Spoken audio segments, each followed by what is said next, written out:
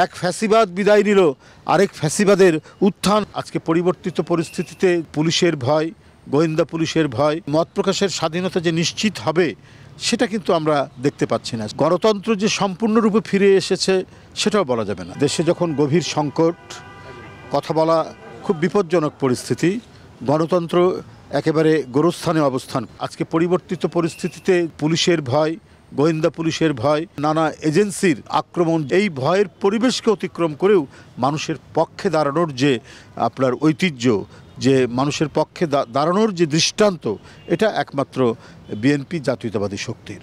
আমরা মনে করি আজকের পরিস্থিতি যে খুব উত্তরণ ঘটেছে তা নয়, আমি সেটা বলবো না। এখনও গণতন্ত্র যে সম্পূর্ণরূপে ফিরে এসেছে সেটাও বলা যাবে না।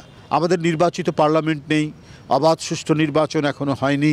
আমাদের গণতন্ত্রের রূপ কোন পথে গিয়ে দাঁড়াবে, এখানে মত প্রকাশের স্বাধীনতা নিশ্চিত হবে কি না, সেগুলো নিয়ে কিন্তু নানা প্রশ্ন, নানা সংশয় এখনও দেখা দিয়েছে। আপনারা জানেন যে সাইবার সুরক্ষা অধ্যাদেশ যেটি জারি করা হয়েছে, এখানে বিভিন্ন বিধি উপবিধি আমরা যেটা দেখছি, সেখানে কিন্তু যে মত প্রকাশের স্বাধীনতা যে নিশ্চিত হবে সেটা কিন্তু আমরা দেখতে পাচ্ছি না। সেখানে আইন শৃঙ্খলা বাহিনীর হাতে বিস্তৃত ক্ষমতা দেওয়া হয়েছে, এবং যেখানে আইন শৃঙ্খলা বাহিনীর কাছে মানুষ এখনও ভুক্তভোগী মানুষ, কেউ যদি তার প্রতিকারের জন্য যায়, এখনও কিন্তু প্রতিকার পায় না। কারো বাসায় দুর্বৃত্তরা আক্রমণ করছে, কারো বাসায় গিয়ে হুমকি দিচ্ছে, এগুলো দমন করার দায়িত্ব হচ্ছে প্রশাসনের।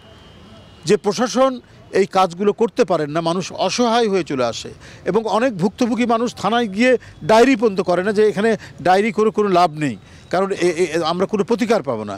সেইখানে যদি এই সাইবার সুরক্ষা অধ্যাদেশ 2024 এর মতো একটি আইন করে, যেখানে আপনার এদের সরকারের এজেন্সিগুলো এবং আইন শৃঙ্খলা বাহিনীর হাতে যে ব্যাপক ক্ষমতা দেওয়া হয়েছে, সেখানে যে এটার সঠিক প্রয়োগ হবে, সেখানে যে সত্যিকার অর্থে আপনার যারা দুর্বৃত্ত শুধুমাত্র তারাই আইনের আওতায় আসবে, আমরা এটা মনে করছি না। কারণ এখানে অনেক বিষয় তারা বলেছেন, যে জাতীয় নিরাপত্তা, তারপরে প্রতিরক্ষা, দেশের সার্বভৌমত্ব, এই সমস্ত বিষয়গুলো নিয়ে তারা এই আইনটি করেছেন, এগুলোকে সুরক্ষা করা। কিন্তু যদি সরকার ক্রমান্বয়ে রাজনৈতিক প্রতিপক্ষের উপর যদি অসন্তুষ্ট হন, তখন এই আইন দিয়েই রাজনৈতিক প্রতিপক্ষকে ঘায়েল করার যথেষ্ট সম্ভাবনা রয়েছে।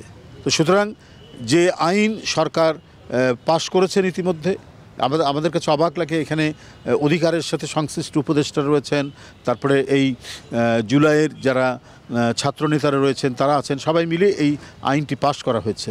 তো এই আইনটি, এই পাশ করাটার মধ্যে একটা বড় ধরনের সংশয় তৈরি হয়েছে মানুষের জনমনে, যে আসলে এক ফ্যাসিবাদ বিদায় নিল, আরেক ফ্যাসিবাদের উত্থান হয় কি না, এইটা নিয়ে একটা বড় ধরনের জন আশঙ্কা তৈরি হয়েছে।